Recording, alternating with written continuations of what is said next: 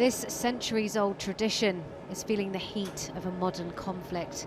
So is Europe. We may not be in the EU anymore, but we're united in concerns over energy.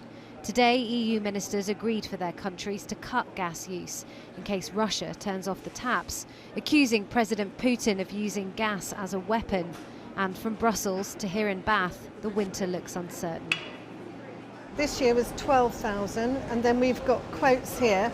So it goes from 60, 58, 72. These are all different quotes. And that's starting from September for yeah. the year.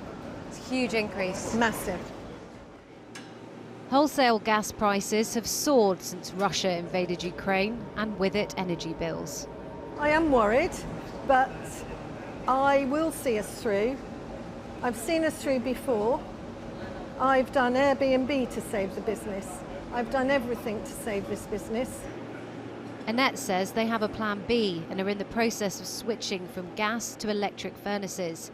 Europe is hoping it has a plan to save gas too, cutting a deal with EU members to voluntarily reduce gas use by 15% from Monday to next March. I think it's an important, very important next step. It shows that Europe stays united to Putin and to Russia. You won't split us. So this is the important signal of the day.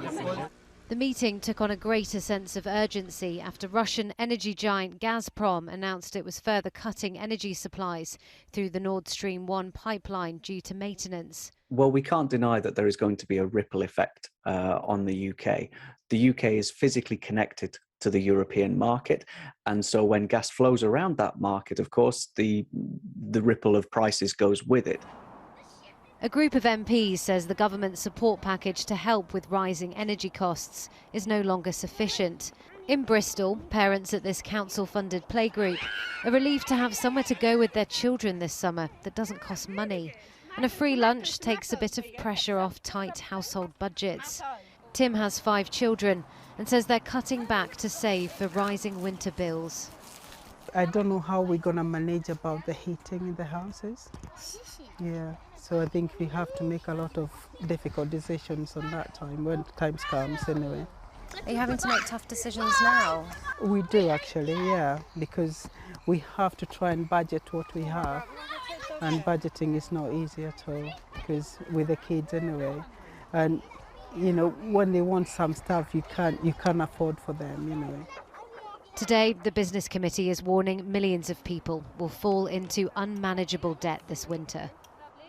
Their report is making a number of recommendations, including replacing the market-wide price cap with a discounted social tariff for vulnerable customers, increasing support packages and allowing prepayment meter customers to pay for energy after they've used it, and for a long-term solution, bringing in a national campaign to insulate people's homes street by street.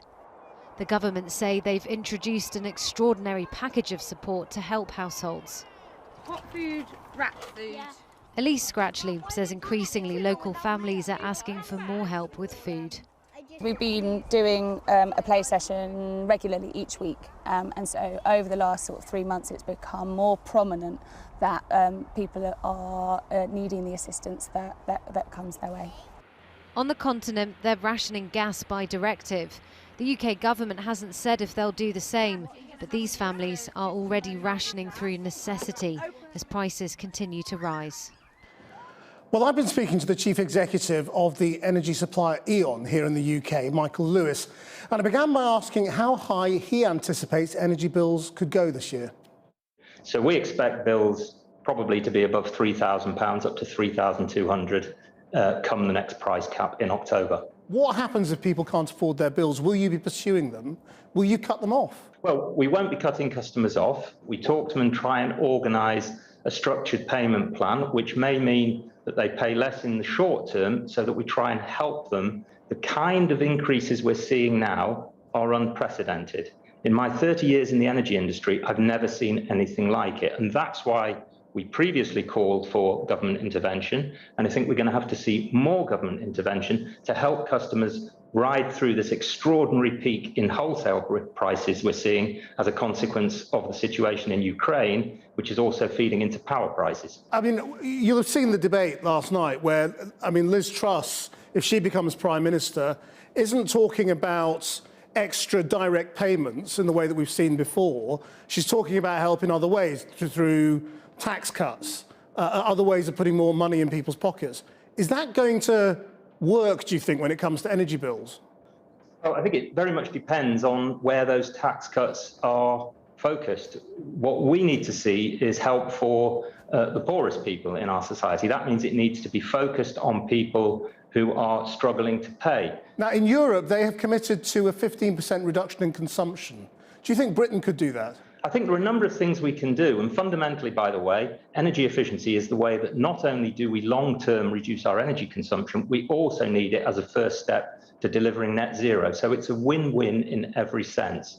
We've spent a lot of time and effort working with customers through schemes like ECO. What is ECO? What does it actually do?